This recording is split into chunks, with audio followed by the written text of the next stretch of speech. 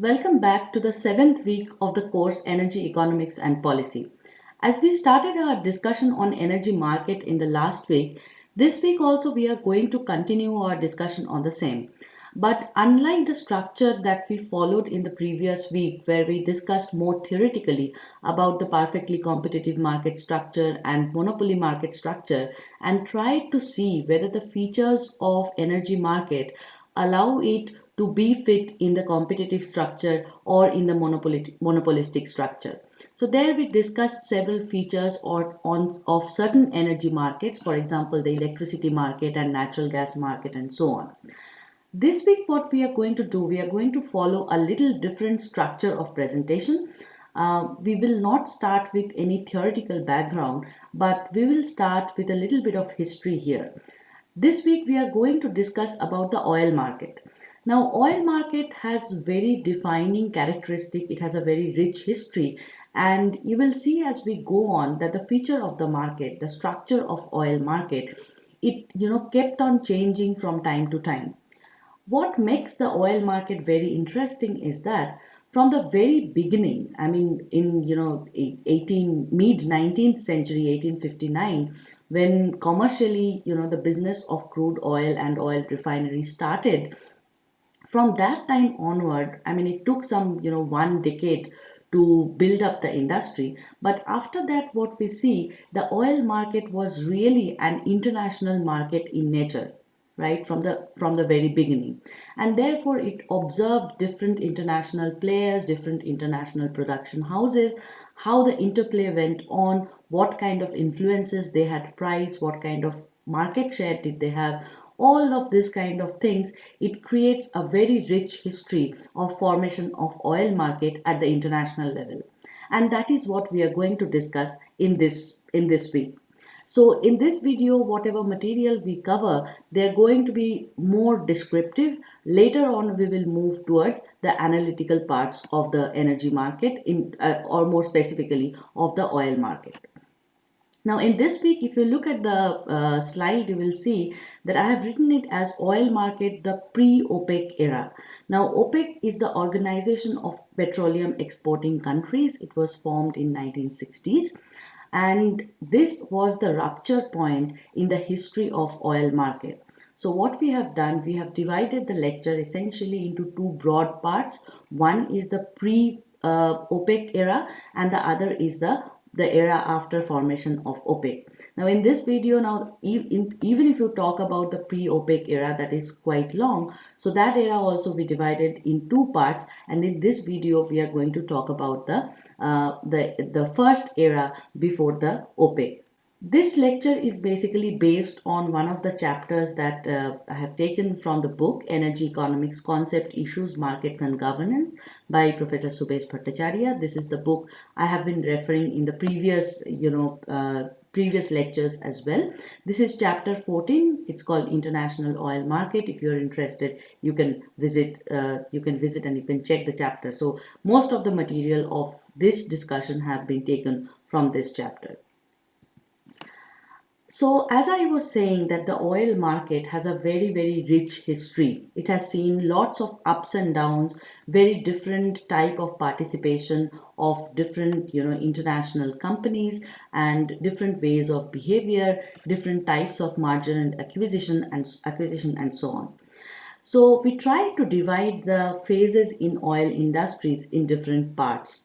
So they are not always the most accurate one, but these are some of the very defining era in the history of oil market.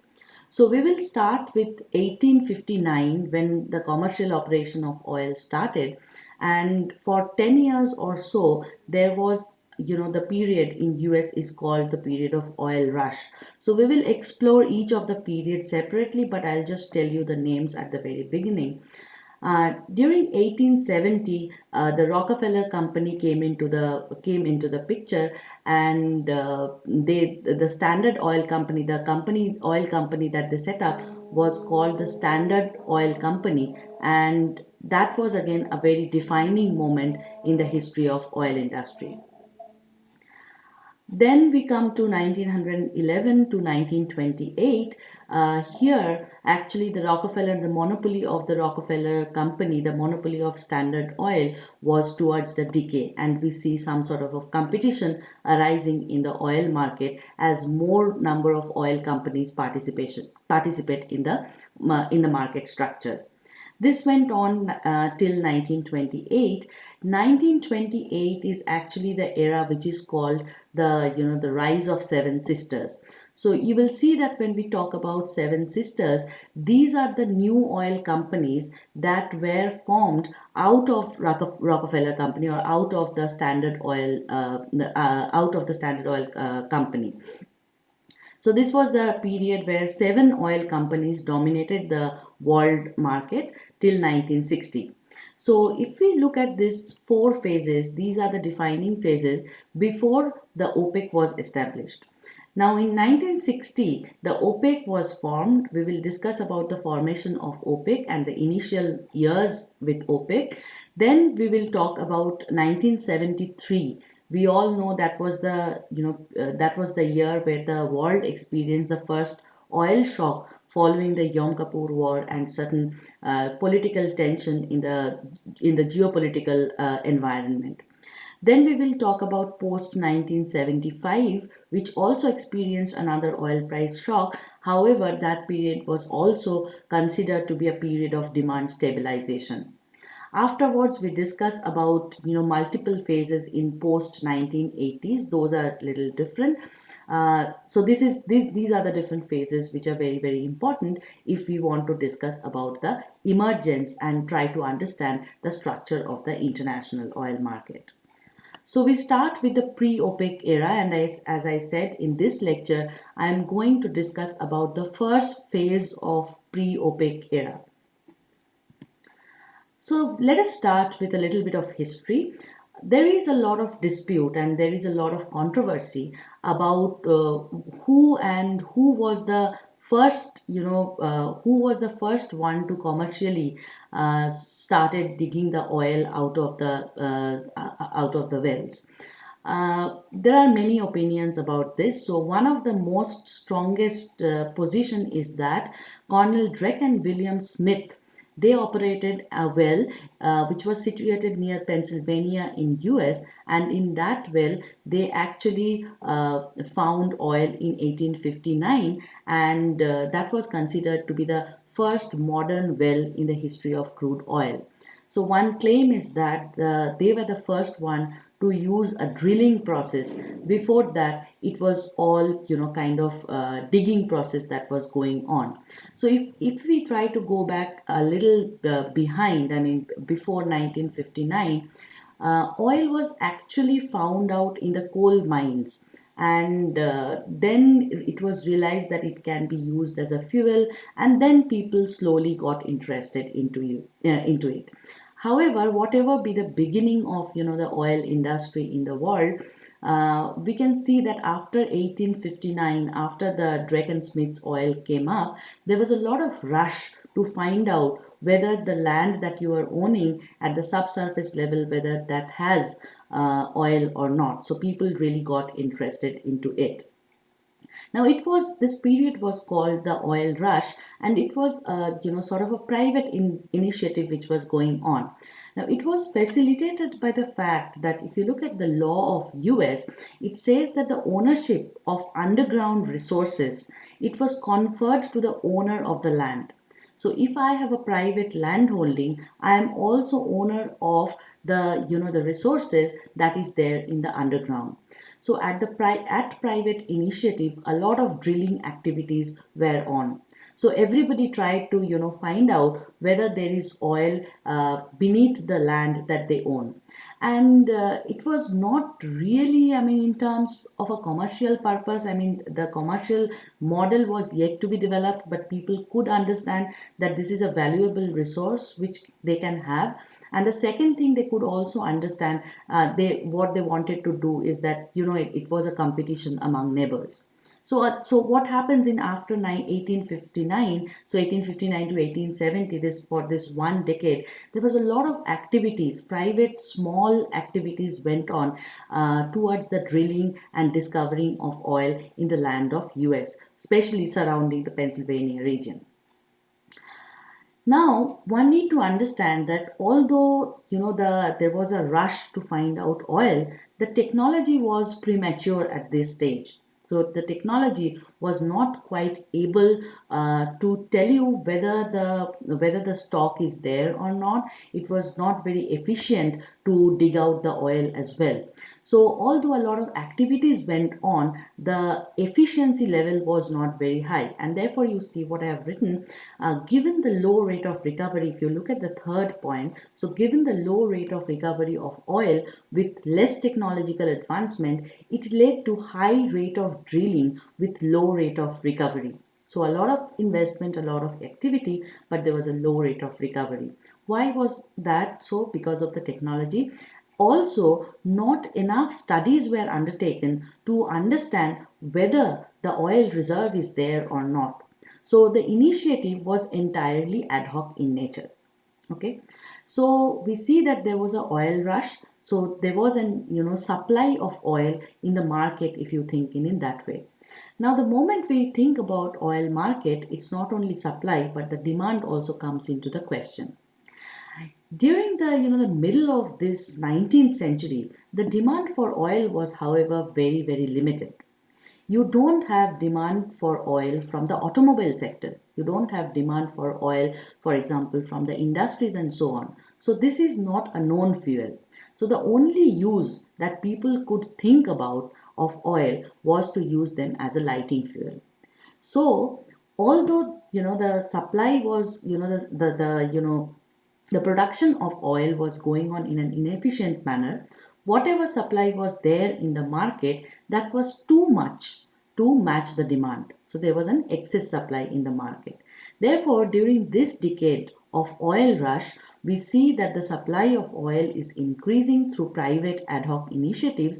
However, the demand is too low, and therefore the price of oil gradually declined over this period of time.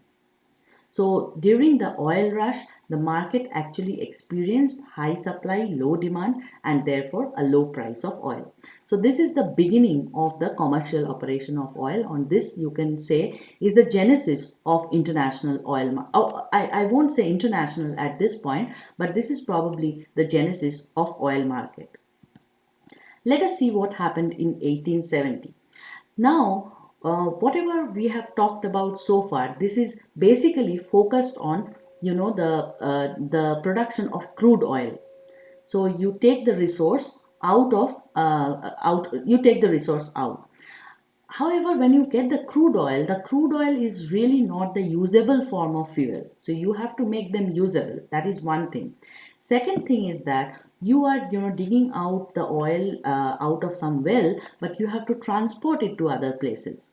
So people started realizing that it's not only the production of crude oil, but there are other different businesses, other different production operations which should be, there along with the production of crude oil. And three very important of such, let me just open this thing. Yeah, and three very important such peripheral industries are refining, transportation, and distribution. Now, realizing this fact, that there are other industries than production of crude oil, in 1870s, John D. Rockefeller, the US investor, the US entrepreneur, he actually initiated a business in the line of refining, transportation, and distribution. And this company was called the Standard Oil Company. Now, he was, in a sense, very far-sighted, and he could realize that this, production of crude oil, it involves a lot of investment, but at the same time, it involves a lot of risk as well. So what he, did in a very thoughtful manner, he avoided the risk of production of crude oil, but he actually invested in refining, transportation, and distribution. And this was one of the company which were first company who actually started this kind of a business around refining, transportation and distribution, and gradually they started gaining their monopoly power over the market, whatever small, and they started at a very big scale, right? And we know now from the our previous week's lecture on monopoly that if there is a very big monopoly farm, then it has some automatic advantages, and if it is a natural monopoly, then it's actually not very profitable for other farms to operate. Now this Standard Oil company was so big that whatever small companies emerged around that point of time in order to do business in refining, at the end of the day, they found themselves merged with the Standard Oil Company, right? So the market share of Standard Oil Company became very, very high. So if you see the last point, their share was 90 to 95% in the refining industry in US, giving them the monopoly power and the control over the market price. So this is the typical feature of the monopoly that we know about, right? So if you look at the 19th century oil market, this is basically the oil market in US. US was the producer, US was the distributor of, mainly, I mean, US was the producer and the distributor of the oil. However, after 1870, you will see certain other players are coming into the market. But what we wanted to say that Standard Oil, starting from 1870, Standard Oil actually enjoyed a huge monopoly power and huge market share and huge control over price for some decades, right? A couple of decades. So you see, initially for the first 10 years, it was a competitive market structure. There was no barrier towards entry and exit. Suddenly, in post 1870, for few decades, we are going to see some monopoly from the Standard Oil Company. Now, this Standard Oil Company is very, very interesting because today the all the big oil companies that you see, for example, Exxon Mobil, for example, you look at BP. Not BP is not a part of this, but Exxon Mobil, which were earlier Exxon and Mobil, two different companies, and then they merged. They're all, I mean, their genesis are actually in Standard Oil Company, right? So it was bifurcated and then merged and so on. So Standard Oil Company has a very long and dominant history in the in the context of energy in the context of oil market, especially internationally. So till 1911, so 1870 to 1911, the Standard Oil Company was in operation. Although they could not enjoy the entire monopoly power for the entire duration, but they were in operation. What triggered the fall of the monopoly power of Standard Oil Company? This is another interesting bit of history. So far we have seen all the discussions are around USA. So all the the discoveries and all the production of crude oil were mainly in US. Now in 1870, not 1970, 1870 is a very kind of deciding time in the history of oil market. Why? Because in 1870, people started discovering oil in parts of the world other than USA. If you see in Russia in 1872, the oil was discovered in the Baku region in Russia. And the Nobel brothers, they acquired the well and they started transportation of oil from Russia to other parts of the world, especially the Western countries. So the export of oil took place. Another big discovery of oil in 1870 was in the Dutch East Indies, which is now the Indonesia. So there also the operation was started by the Royal Dutch Company and Shell. Later on, the Royal Dutch Company and Shell, both of them, they merged and they were called the Royal Dutch Shell. That was the early 20th century. And when they merged, they actually got a very high market power in the domain of international oil market. And they expanded their operation from Indonesia to other parts, for example, Romania, Venezuela, Egypt, and US as well. So they started selling the oil to US as well. So these are the two very big discoveries of oil, big discoveries of crude oil at that period of time. Along with that, certain other areas of the world also started discovering oil. For example, Mexico came into the picture after a while. In US also, so it's not only the other parts of the world, but in US also the operation was not concentrated near Pennsylvania, but in other parts of US oil was discovered and the operation was started. So two of the big such companies are Texas Oil Company and the Gulf Oil Company. So Gulf Oil Company actually operated in the Gulf of Mexico region. Most of these companies started operation in the global market. Now, this is very important and a very interesting feature with respect to oil. So, all these companies you see, they are big companies. And the moment they entered into the business, they entered into the global market. It's not that they started as a small domestic company and then they become, a player in the global export market. So, from its genesis itself, oil was such a product that it required international transaction, international import and export. And therefore all these companies they became the player of the international market from the very beginning. Again, this backdrop is very interesting. Why is it so? Because now oil is being discovered in various parts of the world. Some other companies are coming into the picture. They are gaining the market share. Now we let us see what happens to the Standard Oil Company. So obviously, when some other companies are emerging, the share of Standard Oil Company will it has to go down. So the importance, the market share, the market power of Standard Oil Company, which had some monopoly power, it started coming down. So this actually weakened the structure of the Standard Oil Company a bit. Later on, in the beginning of 20th century, around 1908 or so, they also engaged in some legal dispute. And finally, in 1911, what happened? The Standard Oil Company was divided into five smaller companies. And the moment you see a big company is divided into five smaller companies, all of these five small companies, they lost their market power, which they used to enjoy as a part of a bigger company. So you see there are three phases. If you see the first phase, the first decade, 1859 to 1870, there was no monopoly.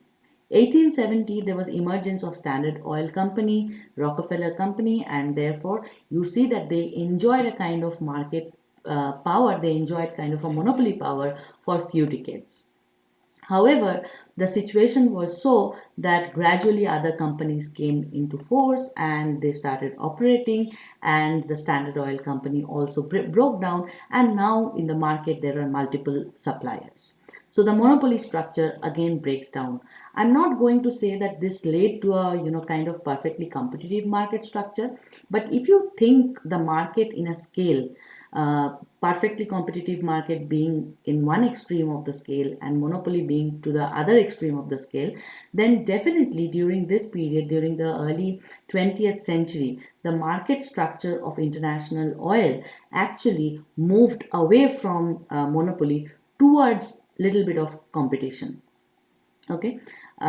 This is what, and these are the reasons what triggered the fall of the monopoly power. Now we will see what happened after the Standard Oil Company was broken down into small five companies. What was going on? What was the scenario of oil? Now, so far we haven't talked about the demand. All we said that in 1859, when the international oil market, or in Pennsylvania the oil well started operating, at that point of time the demand for oil was very very restricted. It was only probably for lighting purpose. However, after a few decades, now half a century has passed from that, and people have discovered that there are other very important use of oil. And the biggest one of that was the automobile industry. So there was a demand from the automobile sector, because now the whole structure of the automobile sector has changed. It has become fuel driven, and there was a lot of demand for oil that was coming from the automobile sector in the initial, early 20th century and so on. The second very important thing, in 1914, the First World War started. It went on till 1918. And this during this period, countries who were engaged in the war, they demanded a lot of oil for all their military activities, for transportation, to run the arms and all other services. There was a huge increase in demand for oil. Now, one may think that, World War lasted for 4 years, and after that, the demand might have, reduced, but that was not the case.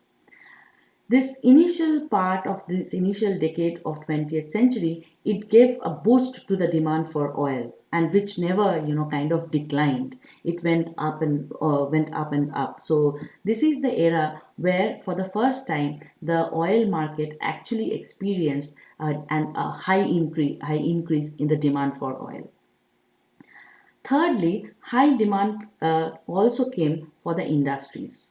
So transport sector, industries, and the First World War. All these three things, they all together contributed to the increase in demand for oil in the international market. Now, once the demand has been increased, the oil companies realize that they have a scope to increase the supply. Now, oil at that point of time, the discovery and the recovery of oil was going on in a very fast pace. So, if the oil companies wanted, they could actually increase the supply to a great extent at that point of time. So, triggered by the fact that there is an increased demand, they became very, very enthusiastic, if I don't say over enthusiastic, and everybody started producing and supplying too much of oil in the market. Therefore, so they could not understand that they could understand that there is an increase in demand, but probably they were not very clear about the magnitude of the increase in demand. As a result, the supply that they created in the market was much higher than the demand, and leading to a glut of supply of oil during the period of 1928 or so. And the moment again you see that there is the supply exceeds the demand, the price of oil will fall. And this actually led to a crash of price in the international market in 1928. Now, what happens if there is a price crash in the market in 1928? Again, if I, kind of take you back to the theory of this competitive market structure, because now the period that we are talking about, there is no longer the monopoly of the Standard Oil Company. So producers now see the producers who are operating in the oil market. What happens to them if there is a price fall? So this is the known diagram that you have from perfectly competitive market structure. So what we are saying is that, suppose initially, before there was the increase in supply and there was the crash in price, maybe the equilibrium price was P1, and there was some oil industry who were operating at their break-even point if they were supplying their product at the price P1, and Q was the quantity supplied in the market. So they were operating on their marginal cost curve, and they were also operating at the minimum point of their average cost curve, that is the break-even point. Now, the moment there is excess supply in the market and the price falls, let us assume that the price falls at P2, what happens to this well-run farm? That this farm realizes that it no longer operates at its break-even point, because it has to come to a lower point, and if it has to operate at the price P2, it actually experiences some kind of loss in the long run. So it's unable to recover the total cost of production in the short run. It's the price that is getting is actually falling short of the average cost. So it's actually falling behind the break-even point. If this kind of loss continues for a longer period of time, then what happens? This farm actually has to exit the market. So this is what was experienced in 1928. Once the price came down, many of the farms actually had to exit the market. Now again, notice that at this point we are analyzing the whatever had happened at this point based on a competitive market structure, because we don't see any kind of strong monopoly structure at this point of time in the international oil market. So this was a tricky situation, because the suppliers never wanted the price to crash. So they understood that they have to do something in order to check this fall in price. And what did they do? The three big leading oil companies at that point of time, of course, one is Standard Oil, but this is not the old Standard Oil that we were talking about. You remember that in 1911, the Standard Oil was broken into five smaller companies, and one of them was Standard Oil of New Jersey. So Standard Oil of New Jersey, this later on became the Exxon, and now they have become the Exxon Mobil. So the Standard Oil of New Jersey, this is the first one operating in US. The second company, the Royal Dutch Shell, who were operating in Indonesia, and then the Anglo-Persian oil company. They were operating in Persia, that is currently which is Iran. So these are the three main companies who were operating in the oil market at that point of time. They sat together and they discussed and they decided that something needs to be done in order to check this fall in price in the global oil market. So what did they do? They came into an agreement which is well known as the As-is agreement. We'll just explain why is it called an As-is agreement. But this is a very, very important agreement in the history of oil. And you see what is happening here is that as we discuss the points of this As-is agreement, we'll come to understand that probably this is the first sign of a cartel formation by the oil companies in the international oil market.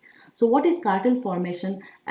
Some dominant players in the market, or some followers in the market as well, can be a part of the cartel, and then they come to some kind of understanding about the market share, which is good for all of them. So if all of them stick to the agreement, then it's good for all of them. And the incentive is created in such a manner that if one person deviates from the cartel, then it may not be good for that person and the cartel can break. So let us just have a look what are the major points, what they did as a part of this As-is agreement.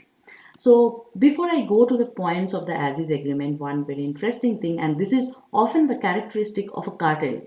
Although we are calling this an agreement, there was no written document available. There was no signature that was done. So it's not a written and signed agreement.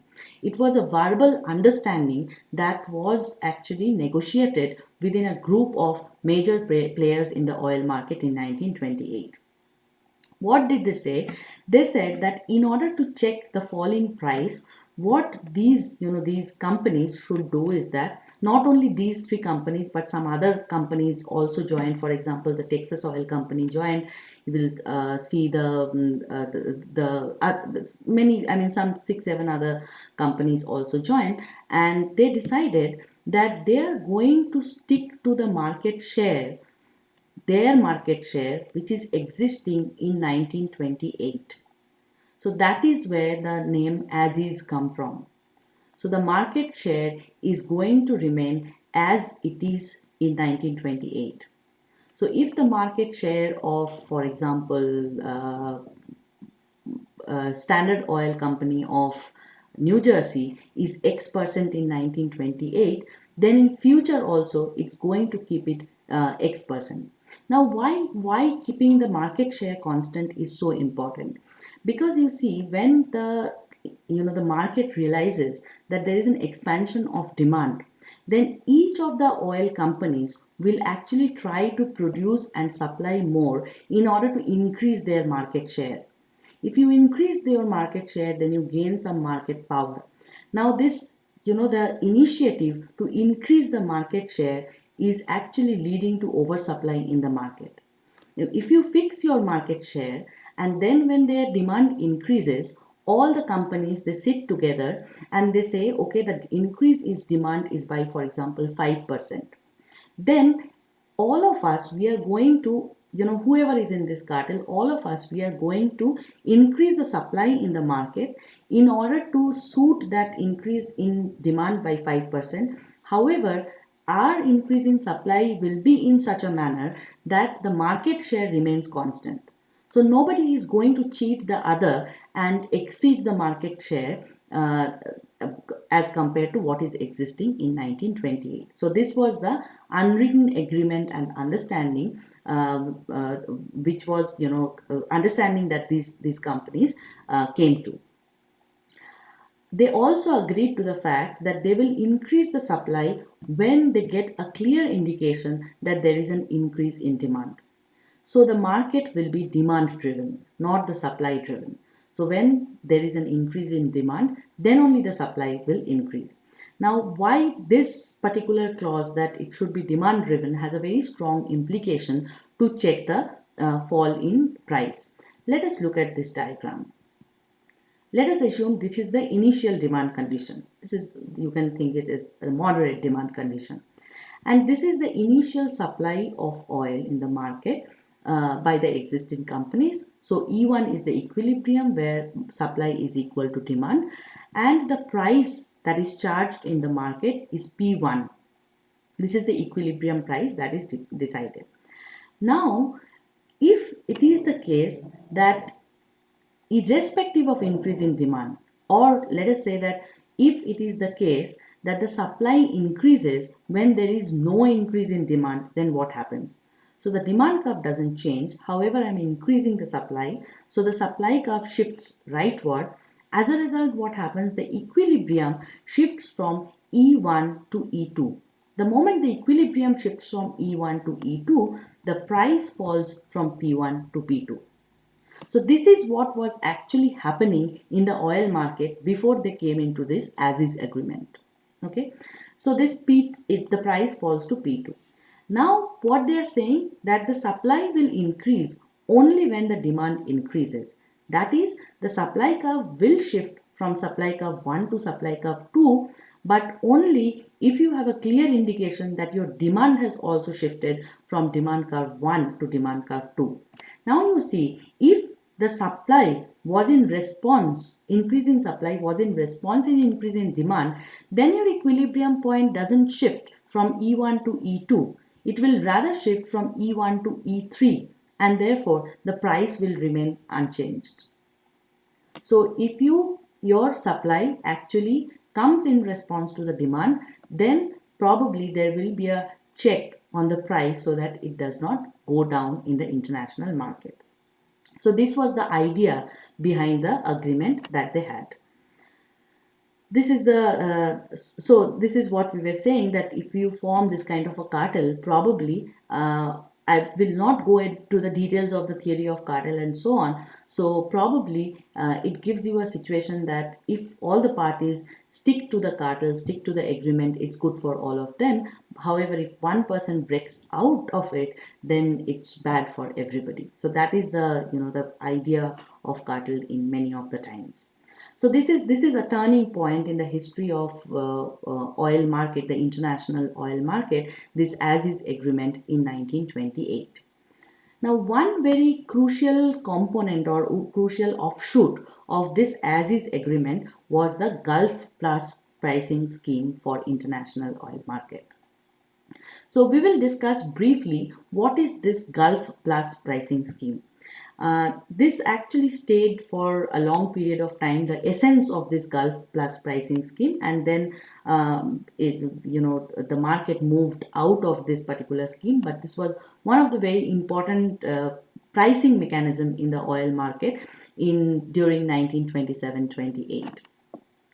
So if we look at who were the major players during 1927-28, although you will see that since 1870s onward, there in several parts of the world, oil was being discovered, and you had several suppliers of oil in the market. But if you look at the international market, even in the early 20th century, the two most important players were US and Mexico. So they dominated the oil market in the world, although there were other players.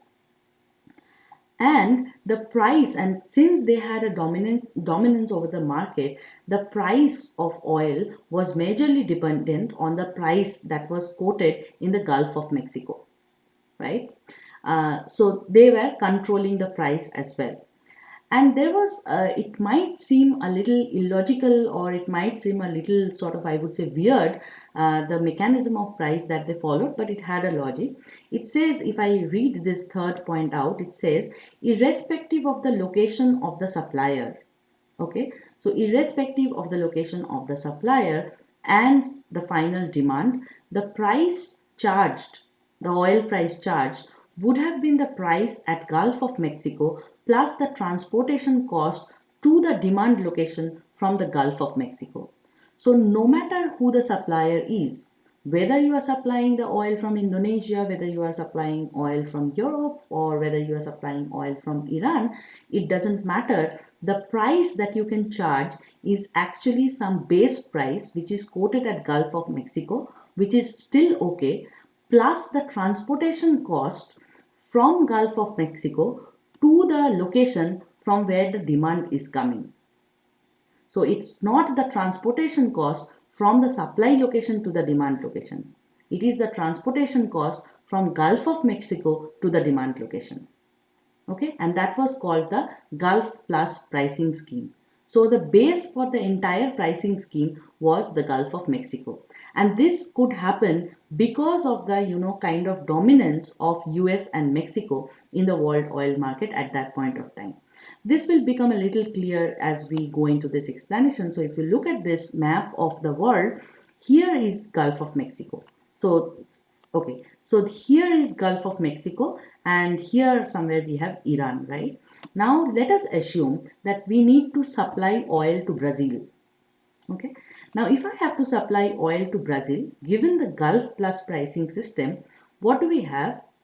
If I am supplying it from Gulf of Mexico, then the price charged will be equal to the price quoted at Gulf of Mexico plus the transportation cost from Gulf of Mexico to Brazil. Okay, this is the price that will be charged if the oil is transported from Gulf of Mexico to Brazil. Now there is no problem in this because it includes your transport cost, it includes your cost of production, the price includes the transport cost, it includes your cost of production, and so on. However, if Iran wants to supply oil to Brazil, then what happens? It gets the quoted prices at Gulf of Mexico plus the transportation cost that is required to cover only this distance between Gulf of Mexico and Brazil. Now see, the distance between Brazil and Iran is much higher as compared to the distance between Gulf of Mexico and Brazil. So essentially what we can say that the transport cost of Gulf of Mexico to Brazil will be much lower than the transport cost of Iran to Brazil. So if the price only recovers the transport cost from Gulf of Mexico to Brazil, then Iran is actually losing in terms of non-recovery of some of its transport cost. Okay, so essentially what is happening, Iran had to pay an extra cost to supply oil to Brazil, which is close to Gulf of Mexico. So if any country wants to supply oil to some location which is close to Gulf of Mexico but not so close to the supply location, then they are in a disadvantageous position. Okay, if you do that, actually what happens if you do that, you ensure that in the neighborhood of Gulf of Mexico, in the neighborhood of US and Mexico, the dominance or the market power of US and Mexico as an exporter will remain unchanged. So if Iran, can't recover the transport cost if they supply to Brazil, they would rather not supply to Brazil. They would allow Gulf of Mexico to supply to Brazil. However, this is one part of the story. The other part of the story is that through this price mechanism, countries in the Middle East or countries which are, far off from Gulf of Mexico, they can gain something as well. What is the gain? This is the loss that they're incurring out of the Gulf Plus pricing scheme. Now, what can they gain? If you see a location which is closer to Iran, right? For example, in India, if Iran wants to supply oil in India, what is the price that is they going to get? Iran will get the price which will be the quoted price at Gulf of Mexico plus the transportation cost of oil from Gulf of Mexico to India. So in this case, what is happening? In this case, in order to transport oil from Iran to India, which is much less expensive as compared to transportation of oil from Gulf of Mexico to India. However, when the price of oil is calculated for Iran, it takes into consideration this long distance and a high transport cost. So, if Iran is supplying oil to a country like India, which is close to Iran but far off from Gulf of Mexico, then Iran actually gets a fictitious charge to supply oil to this kind of locations. So ideally, the situation is that if a Middle East country where you are newly getting the oil, if a Middle East country wants to supply oil to a location which is close to Middle East but far from Gulf of Mexico, then they are earning some fictitious charges. So they are earning some fictitious benefits. However, if they want to, supply oil to a part of the world which is not close to Iran but close to Gulf of Mexico, then they lose in terms of freight or transportation charge. This is called the parity. This was idealized as a parity. So if you kind of nullify the other, so if you supply oil in different parts of the world, for some part you lose in terms of freight, and in some part you gain this fictitious charge. Overall, things get nullified and a parity is being set up. That was the idea behind it. But you can see that this kind of price mechanism is possible only when US and Mexico, they have some market dominance. Let us look at this diagram, which will make things a little more clear about the Gulf Plus pricing mechanism. The maths looks like this. It's very simple. Suppose there is a geographical location J. Okay, so at this geographical location J, the price of oil that is being charged to this country is called PJ. So this PJ will have two components. One is P1 plus a DJ. Okay, what is P1? P1 is the price quoted at Gulf of Mexico. So this is the price at Gulf of Mexico. This is the base price. Okay, let us say this is the P1. Okay, the base price. What is A? A is the unit cost of transportation of oil. What is so this is the unit cost of transportation oil. Now, if the location where things are to be, or where oil is to be transported, if this location is situated dj kilometers away from Gulf of Mexico, then the total transportation cost is A multiplied by dj. So at any geographical location, irrespective of the location of the supplier, the price of oil would be equal to P1 plus A multiplied by dj. So you can see, as the distance from Gulf of Mexico to the location of demand increases, the price also increases, irrespective of the location of the supplier. So this is the price. Pj will be equal to P1 plus A multiplied by dj. This is also referred to as world parity price for oil. And why parity? Because I explained, right? I mean, for some cases you are losing in terms of freight, for some cases you are gaining the fictitious charge, and therefore there is a parity which is reserved. Now this diagram actually makes it very, very clear. See, I have taken two locations, right? So this is the Gulf of Mexico and this is Middle East. And if you start from here and go to your right, this actually shows you the distance from Gulf of Mexico. If you start from Middle East and if you move towards your left, that shows the distance from Middle East to the location where you want to supply. And this P1, as I said, this is the quoted price at Gulf of Mexico. Now, as you move away from Gulf of Mexico, if you want to supply oil to some area which is farther away from Gulf of Mexico, this is how the price increases. So the distance between this dashed line and this solid black line captures the transportation cost. So now suppose Gulf of Mexico wants to supply oil to some location B, for example Brazil, which is close to Gulf of Mexico. Then the price that is being charged to Brazil will be BD. Okay, so starting from here up to this line. So up to this broken line, this is P1 and this is actually A multiplied by D. So the slope of this line is actually A. If Gulf of Mexico wants to supply oil to point C, which is far off, then this is the price that will be charged from India, EC amount of price.